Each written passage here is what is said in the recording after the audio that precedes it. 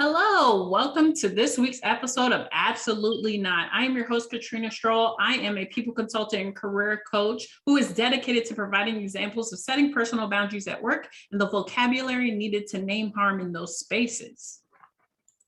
That vocabulary includes words like harm, gaslighting, and traumatic.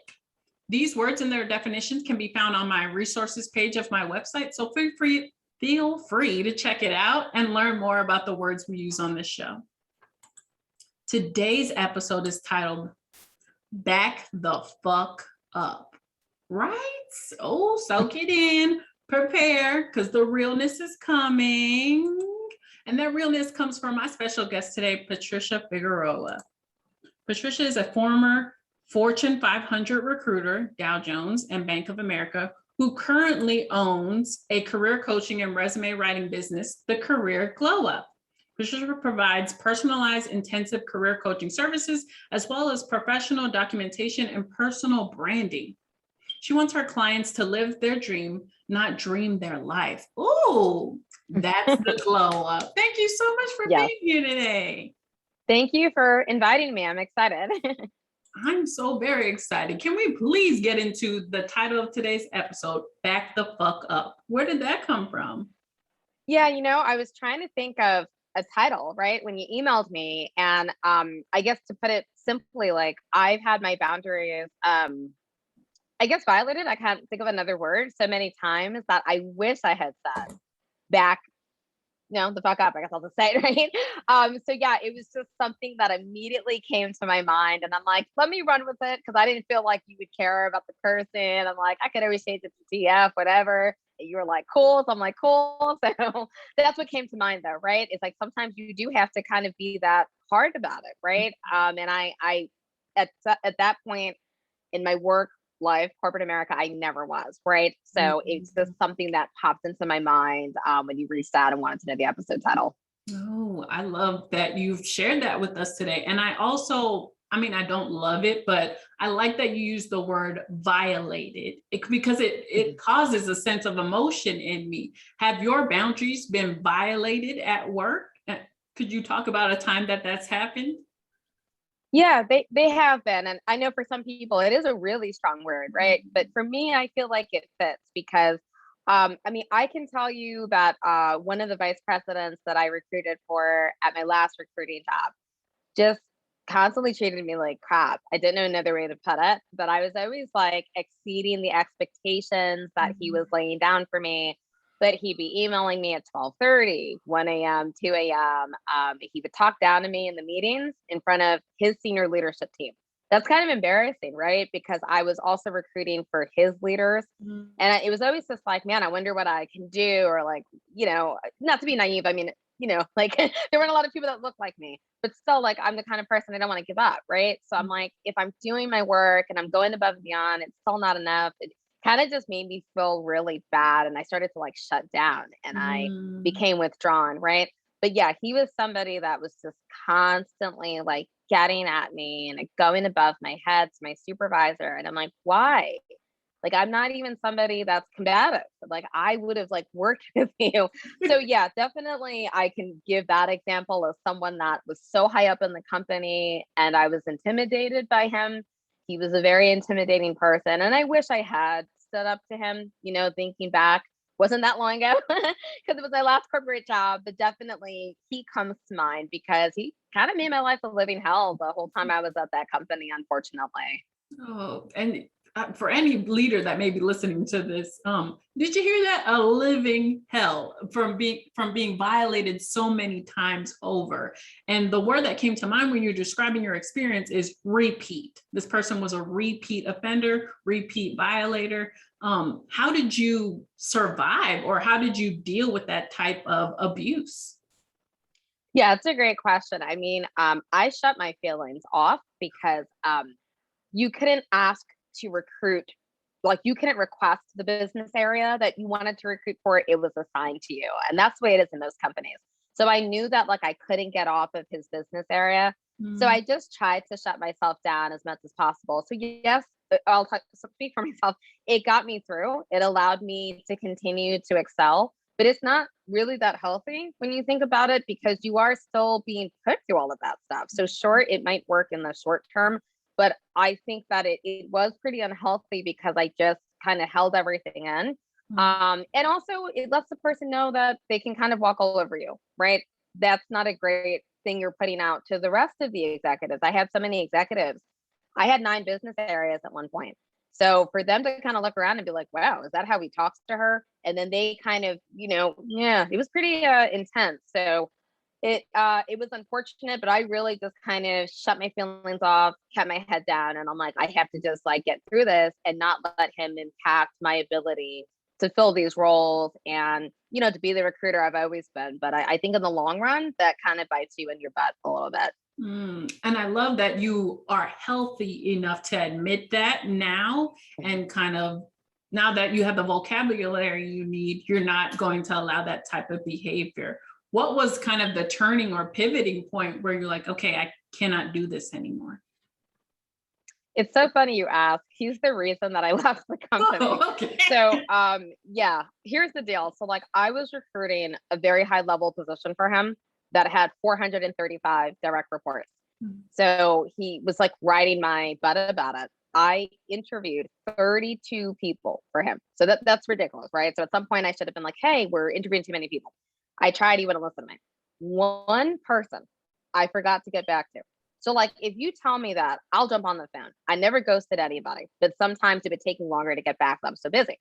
He went right over my head to my supervisor, copied me, and was like, how dare you not get back to this person? And he's reaching out to me. So I was like, I can't do this anymore.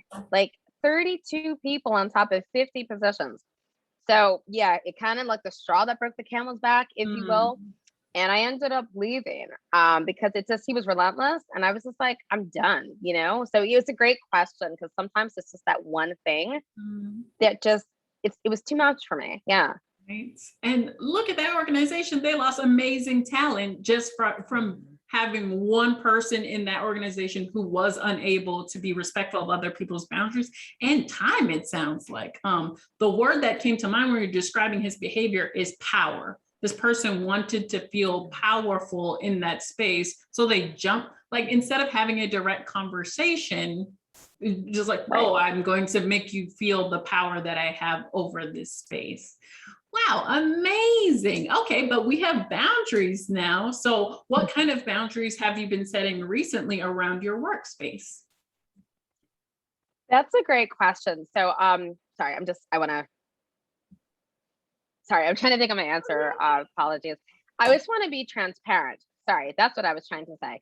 I still struggle with it. So even in my own business, it's tough. Like when I talk to executives, they kind of bring me back to the executives that treated me like that. So it is still very hard for me to assert myself. They do condescend to me. They'll talk down to me. They'll talk over me. They cut me off. I'm trying to get better at it. I'm trying to assert myself and say, excuse me, I wasn't done saying what I was talking about with your resume. Little things like that are the big things, right? Like my mom will say, the little things are the big things. Yeah. Because you have to train people how you want to be treated. And that's something, right? My mom she doesn't play, but I'm trying to learn that, at least with my business, it's like, there has to be a line, right? And if not, it's like, why do you even leave corporate? You know what I mean? You might as well go back, right? So I'm trying very hard to do that on my sales calls. Even when they come back and they're like, I don't like this resume, that's okay. But don't disrespect me. And I'm always willing to revise it or change it. So I'm at least trying to speak up for myself now and not just sit there and like take it, if you will, which is what I did for 13 years in corporate America. And I'm so happy for you. I really am happy for you. But you bring up that this is a journey. We have to be doing this daily. This is a constant struggle that a lot of us go through. When you said bring me back, I have reflections of my own conversations when I talk to corporate clients or when I talk about potential partnerships with corporate representatives. I kind of feel myself saying, okay, let me take a step back. No, this is my business. I can talk about what I want to talk about in this space. I own this. Y'all are interested in me. Right. So thank you so much. And you said train people the way you want to be treated. Oh my goodness. if you don't take anything else from this conversation, train people the way you want to be treated. Wow. Have you recently had to train somebody? Was there a specific example you've done recently? Let me think. I just sorry. I mean, so let me put it this way. I'm improving. I Mhm. don't want to be dishonest, right? I wouldn't say that I'm at the point yet where like I'm there, right? When somebody challenges me, or like, here's a good example, Katrina. Somebody made fun of my business, the name of my business on a call. So I was so shocked, like I froze. And he's like, "What is Mhm. that? What's a glow up?" He was the senior VP of like a really big fin serve company. And I'm like, it's the name of my business. I want people to glow up in their career. So and he wasn't feeling it and he was really snarky. So I'm trying to get there, but I would say it's still a work in progress. But he's somebody that I said, if you don't want to work with me, just let me know and we can end the call. I would have never done that before. I would have sat there for 15 minutes. So yeah, it's not the biggest example, but for me it was. Yeah. So That is a huge example. Oh my goodness, that happens so often. We talk about microaggressions. We talk about the small cuts. Those small cuts are where we're able to make the biggest impact. Hey, if in the first conversation I have with you, you're trying to cut me, oh no, I'm good. I already know where my boundaries are. I don't need this. And it also is really telling of that person. Are you going to be judgmental this entire relationship? Because no, thank you. exactly. It's like, why even get on the call? Like you saw my business name was Career Glow Up. It was just the weirdest, like, Yeah. really? Yeah. It takes us back to that power. Like you just came on here to like, hey, I'm a senior VP, whatever. But I'm so glad for you and your boundaries and your ability to say, hey, I'm not all the way there yet, but I am taking strides to make sure I get there because I want to be healthy. What are some of the affirmations or maybe software or anything that you're using to help you gain more confidence in setting boundaries? Yeah, that's a great question. I don't do so much affirmations, although they're great, right? I'm trying to like look into them more. Mhm. But something I've been doing is like journaling more, and then it helps me to like look back sometimes. Sorry if that's not clear, but I guess what I mean is like sometimes I won't know why I'm upset, right? I'll be like, oh, it wasn't that big of a deal. Why am I so upset? But if I can look back, it's like, no, he was kind of rude, or he was kind of disrespectful, or I have a lot of clients like this at this executive level. You know what I mean? I think sometimes I minimize people's behavior, and that's another thing I'm trying to stop.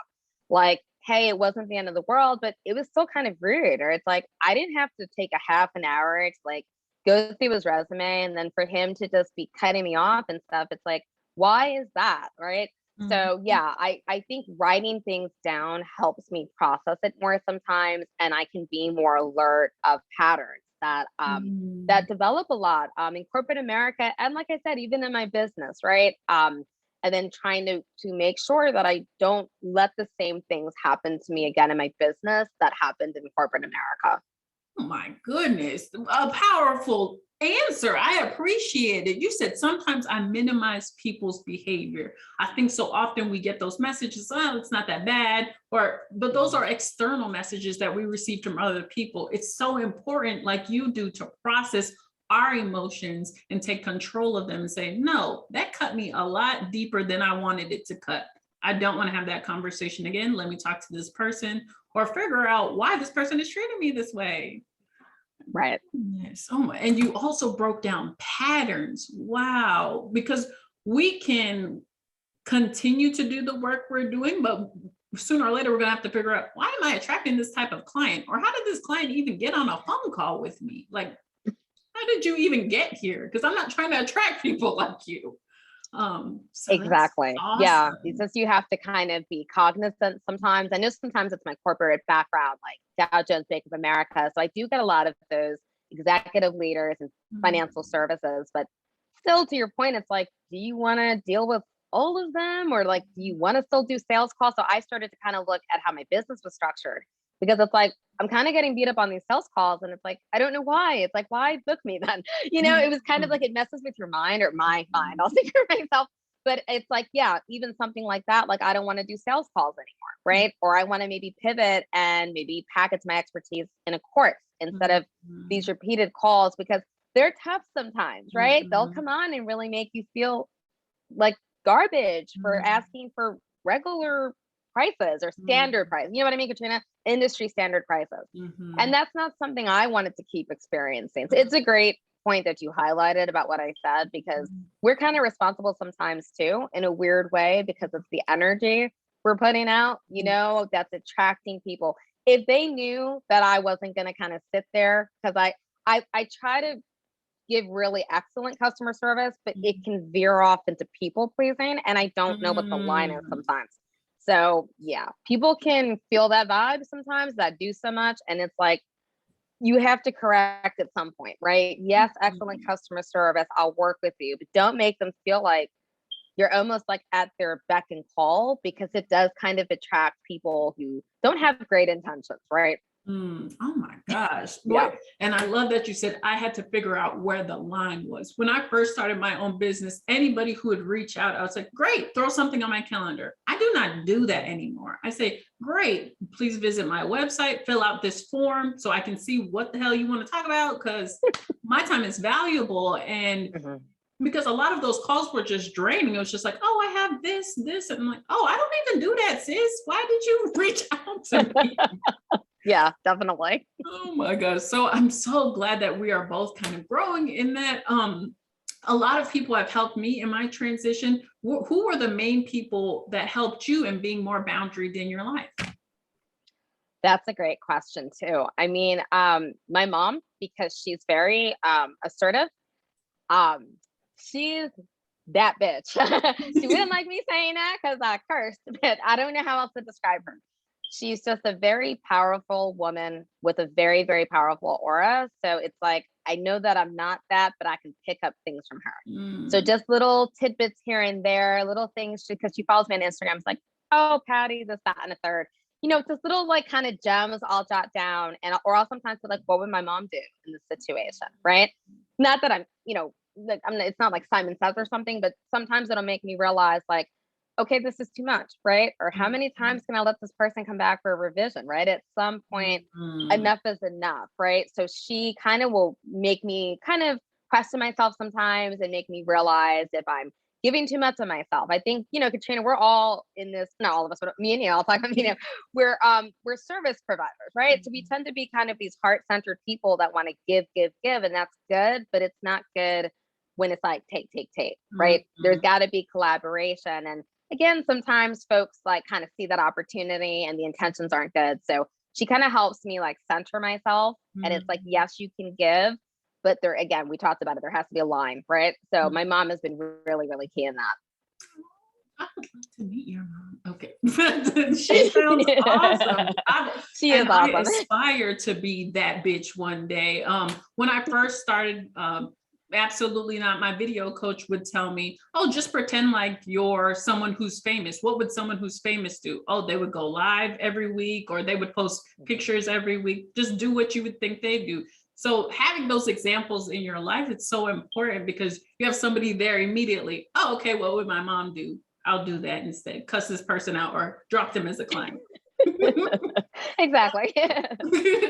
That's so awesome. I think my last question for you before we open it to the floor is going to be, when you worked in corporate America, was there ever a manager who, I guess, was cognizant enough to not cross your boundaries, or was collaborative with you when you spoke out about your boundaries being crossed? Yes, an amazing manager who still talks to me today at a bank. So not Bank of America. We won't get into that. It was way back in 2010, I think. But he was so nice. He was so genuine. He was the VP, so I worked directly for him. But just the nicest person. And he was so like accommodating, like not like I wouldn't talk about like my anxiety. I didn't even know I had anxiety really. Like I didn't know like why things would bother me that wouldn't bother other people. But he would just be the person like, Patricia, it's cool, it's Friday. Like he was actually like trying to make me, you don't have to do it all kind of a thing. And that kind of went away as I progressed in my career because that was a part-time role. But yeah, he was just amazing. He still talks to me on LinkedIn. I'll never forget him. It's like those are the people that impact us, right? Like he was so cool. I miss him. And if you're a leader and you're listening to this, take notes, man. All you have to do is respect other people. That's all you have to do. Mhm. Okay, but this is the time of the show where we open it to the floor. Anybody and everybody is encouraged to ask questions. You can type it in the chat or come off of your mic, come off mute and ask questions directly to Patricia. She knows everything about anything and will answer them promptly. I will kick it off though by asking, why do you stay in the field that you're in? That's a great question. So on top of my business, Career Glow Up, I'm also a career coach right now for Yale University, right? So thank you. I just love the transformation. I love working with my clients and helping them get to their end goal, right? I help the client start a nonprofit. Another client is at Goldman Sachs, right? So they all want different things. Someone else is at Comcast, someone else is at Deloitte, but they all had these really amazing journeys. Like one of them came from Brazil, didn't speak English, and was a construction worker for 10 years, went to college, and he's like, I'll never get in. And I'm like, there is no such thing as never, right? There's no such thing. And Katrina, you know, you're a career coach or in HR, right? It's always just about helping them with their documents, you know, the personal branding, the interview prep, all of that. That's what I love the most is seeing that result. So that's why I do what I do. I honestly enjoy it. It makes me happy. Good reason to continue to do what you do. And I ask that question because I want people who are in this space to know that if you don't feel that way, the same way that Patricia does, then you might need to pivot. And you know what? You got support system right here if you do need to make that pivot. But it is so important to feel that way when you're in the spaces that you're in. Okay, let me check the chat and see if anybody has any questions. We don't have any questions from the chat, but I do have a few more questions that I'd love to ask you. Do you know what organizations could do to promote their employees setting healthy boundaries at work? That is a really good question, right? Because there's a push for like, in my opinion, like employee assistance programs, right? Mhm. Like call the line if you're having a problem. And then there's a lot of wellness coordinators. Mhm. That's great, but I don't see it past that, right? How is your mental health actually impacting? Wait, keep in mind, I haven't worked in corporate since December 2019. So I haven't been around for the pandemic, but at least when I was there, it didn't go past that. How does your mental health affect your job, right? Like at my last job, no one could work from home. I'm just saying ever, right? It was frowned upon. If you're that sick, then take the day off. It was that intense. It's like, wow, like why is that, right? And maybe ask questions, right? Like why does that person want to, why did they ask you? So to me, just starting those conversations, I think would be really key. People don't necessarily feel comfortable. And like Katrina, I know that's changing, right? Like people are having those conversations about being vulnerable in the workplace. I get it, but I think it has to come from leadership sometimes, and it's coming more from like employees, right? From what I can see, I still know a lot of people, of course, in like HR and recruiting, and I think the top levels of the company kind of still have a bit of a mentality of like, leave that stuff at home, you're at work, so to speak. And I think maybe just realizing that in the long run, that doesn't help anybody. Like I was saying, I was that way, right? Just to get through my day. It actually harms you in the long run. So it allows you to do your job. So I think people need to just be more open and honest and transparent and make people comfortable, right? Like don't make them feel like it's going to be weaponized or used against them. That was my fear, right? I'm like, I don't want anyone knowing I'm bipolar. Like I don't want them thinking I can't do my job. Like I'm the best recruiter on this team. But if that thought, you know what I mean? Like if I felt more comfortable, maybe someone else was bipolar. Like we never know if we don't get to those places where we can have those conversations. So I know that was meandering, but I think that it starts from the top. It starts with leadership, and then those conversations can eventually kind of take place. I love that you pointed out that you've seen the shift recently, but it's all coming from employee level.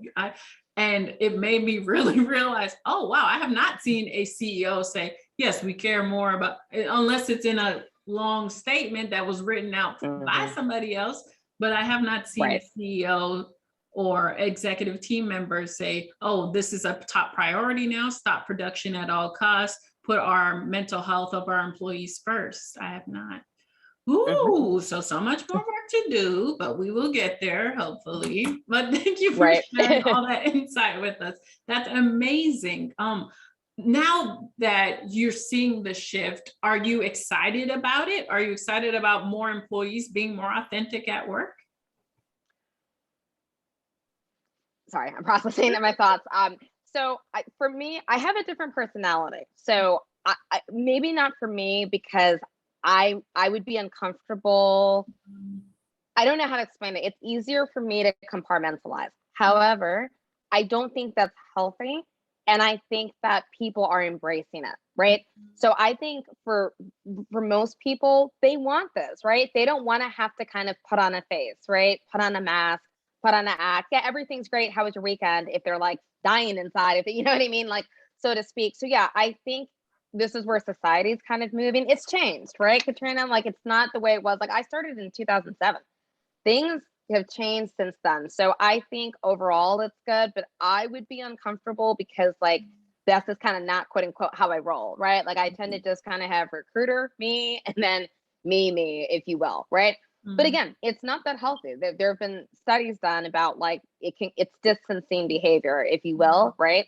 And that it's not good in the long run, right? Because you're not really processing your actual emotions. So I do think it's healthier for people in general to feel like they can just be their whole selves at work, be transparent, be vulnerable, be authentic, and not have to kind of, be behind a facade, if you will. And you used a word earlier that made me remember some awful times in my corporate career. Weaponized. You said that sometimes when people set boundaries or they expose some of themselves to be able to be transparent in the space, it is weaponized against them. Has that ever happened to you? So it hasn't happened to me because people didn't know I had anxiety. Like I'm pretty good at hiding it in corporate, but I'm shut down. So I'm very, very quiet because I actually have social anxiety. So like I wouldn't be talking, but then I would just be working. I'd be hitting my metrics. So there's this idea of like, okay, but if you're exceeding expectations, how could there be anything wrong with you? Mm, Which is kind of weird, right? It's like, I guess I get that, but it's like, that doesn't mean that I don't have anxiety, generalized social, bipolar. Like, there were a lot of things that were going on. So, while it hasn't happened to me, I've seen it happen to a lot of people. Like, I would see people wanting to work from home for all sorts of reasons. And it's like, if the senior leadership team is here, where do you think you are? And it's like, oh, come on. Like that's like to me, you're not even treating that person like a human being, right? You're not even hearing them out. So yeah, while it didn't happen to me, I saw it happen to so many people around me in HR. We're mm, supposed to, like Katrina again, right? Like it's HR. We're supposed to be working on this stuff. And unfortunately, I feel like HR is behind mm, sometimes in some of the other teams that I would observe. So I think it's coming around, but there's like a long way to go. mm. So yeah. Absolutely. And it's having seen it secondhand is why a lot of people aren't doing it. They're like, there are repercussions to it. I've seen it secondhand. I've seen it in plain sight, and I just don't want it to happen to me. But I think the reoccurring thing we talk about on the show a lot is you cannot operate out of fear. So if you're fearful of losing your job or for that information to be weaponized against you, it's not a good reason to wear the mask every day or to not be authentic every day or like you said, to compartmentalize. I mean, if it works for you, great, but remember, like Patricia said, we want to be healthy. So if it's Mhm. healthy for you, then great, but if it's not healthy for you, it's really important to, I guess, be cognizant of that. What made you realize that that behavior wasn't healthy? Did somebody tell you that? Great question. I was almost hospitalized in 2017 because it got that intense that again, I was just 8:30 to midnight every day. And it's like, no emotion, nothing. It's like, yep, keep giving me the Rex, keep giving me whatever you want to give me. But again, it's like it's unhealthy. Yes, you can keep your performance level up, right? But it's like I just like my mind, like my body started shutting down. Like I have arthritis. I know a lot of people, I'm not saying it's not the end of the world, but I have arthritis on top of my anxiety. And it was just all like feeding off of each other. And it was becoming worse because of the stress. And I wasn't processing my emotions. So while it may work, is it worth it? That was the other thing too. It's like, is it worth me being hospitalized? So I left that job. That was back in 2017. So yeah, that was where I was like, okay, this isn't good, right? Like it's getting me through my days, it's getting me really good performance ratings, but it's like ruining my health. I mean, I don't feel like that's too much of a exaggeration. So yeah, that was kind of the wake up call for me. It's definitely not an exaggeration. It was literally ruining your health. I cannot thank you enough for sharing that with us. And although that is a very extreme example of what could occur, I hope it encourages everyone who's listening out there to really take hold of what's going on with your body. The more that is taken from you, the more you're going to have to give. So much so that you may have to be hospitalized, and it's just not worth it. Like, was that It's paycheck not. worth it? Was You know what's crazy? It's not even the paycheck. It's like if my name is attached to something, I become very obsessive about it has to be perfect. It has to be. To me, there's nothing wrong with that. I know a lot of people don't like perfection. I can only speak for myself. Like I aim for perfectionism to land at excellence, kind of a thing. It was too much though. When they see that though, and you know this, Katrina, you're in HR, they start to pile on you. So it's like, oh, Patricia's not complaining, dropped another thing. Dropped like they just kept throwing it. And I kind of took it as a challenge when it's like, we're talking about boundaries. I should have been like, wait a second, I can't do all of those. I can't recruit and be the recruiting coordinator and be the EA and do stuff for the CEO and the founders of the company. So it's like, yeah. And it's like, that's not something to be proud of. It's like they're taking advantage of you. So you know what I mean? That work ethic of mine was really exploited in corporate America. That's what's so cool about owning our own businesses, right? I mean, it's like I mean, but now I'm putting it to good use, right? But yeah, it was really, taken advantage of at almost all my jobs. So like I said, there's some culpability on my end. Why didn't I speak up, right? I was afraid to. I was afraid to speak up. And it was always executives that I was working for, and people in authority like really scare me for some reasons. That's something, again, I'm still trying to work on that even in my business because I deal with executives a lot. But yeah, it's a great point, and I think it's just like you have to be cognizant, like you said, of these things because it's not worth it in the end. You don't want to end up in a hospital, like what what is that? Like, don't wait for that wake up call. Anyone in here? Don't go to that level because they will replace you. You're in HR. They will replace you the next day. I would get requisitions. I'm like, is this person even gone yet? Like, are we already putting this on Indeed? So what is all that for? So that's what I would challenge people to kind of, we teach people in this country to be so loyal to their jobs. I'm not saying to not work hard. Trust me. My whole identity is working hard, but working hard for what and for whom? That's what I would challenge people on too. Yeah, thank you. Right. I finally woke up to it. So I hope someone in here, if you can relate at all, just, be cognizant of it. That's what I would say. Goodness, she said working hard for what and for whom. And that brings me into, well, your example brought me back into a time where I did not have internal boundaries and I was working hard for anybody and everybody. Oh, you need that filled? Go ahead. Oh, that's a new job. Let me go into it and work my ass off. I don't even know these people. Like I have no idea who these people are, and I'm busting my ass for them. And it also reminded me of when I first transitioned out of the military, I was looking for those gold stars. In the military, you get gold stars for a whole bunch of stuff, for working hard, working 12 hours. And I was looking for those gold stars, trying to get them. I had to set internal boundaries with myself saying, hey, we don't need these fucking gold stars anymore. Or make them yourself. Create a gold star yourself. Give yourself. No, that's what I like. Make them yourself. Seriously. And it's not, everybody doesn't want to own their own business. I get that. But like you said, make them yourself though, right? I was finally like, why am I doing this? It kept happening, Katrina. We talked about patterns. 7 jobs in 9 years. There's something has gone awry. I had 7 jobs in 9 years, right? And then my last job, I'm like, I got to leave again. Year and a half. Like I told you the story that I didn't have a job lined up. I had done that 3 times in 5 years. So my parents at this point are just like, okay, we give up. Like, I don't know what your deal is. But yeah, it's like at some point you have to ask, like, why do I keep doing this? Or what keeps happening? And that's what I finally came to realize is like, I'm never going to change how hard I work, but maybe I need to change where I'm working and for what reason, why, and for whom.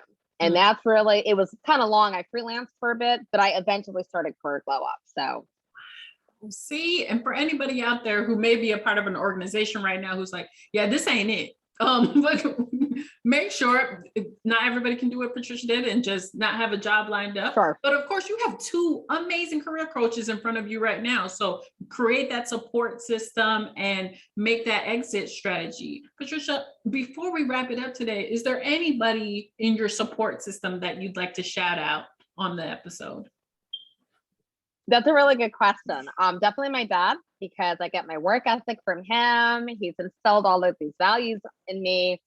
I already said my mom, right? She came from Kenya at the age of 18, didn't know a soul 50 years ago now. So there was no internet, no cell phone. So just she has an incredible life story, right? Traveled the world with Mark. I mean, I keep telling her, you need to write a book, right? So my parents are definitely my biggest influence, but also Katrina, you and all the other coaches that I've met. It's only been a year and a half. It's no 15 months. It feels like longer than that in a good way. But you're so inspiring. All the other coaches that I've done the Instagram lives with and Clubhouse, I don't even know if you're in Clubhouse, but Clubhouse friends with, they have shared so much of their journey with me. And it's just been so cool getting to interact with people that in my real life I would have never met. Right. So yeah, it's just been an amazing journey so far. Oh, see, amazing journey, and you have so many amazing people on it. I'll toot my own horn, myself included. So that's awesome. My last question for you before we wrap it up is for anybody who's just learning about boundaries, maybe this is the first time they've heard about it, or they're looking to move into the corporate America for the first time. What are the top 3 tips you'd share with them?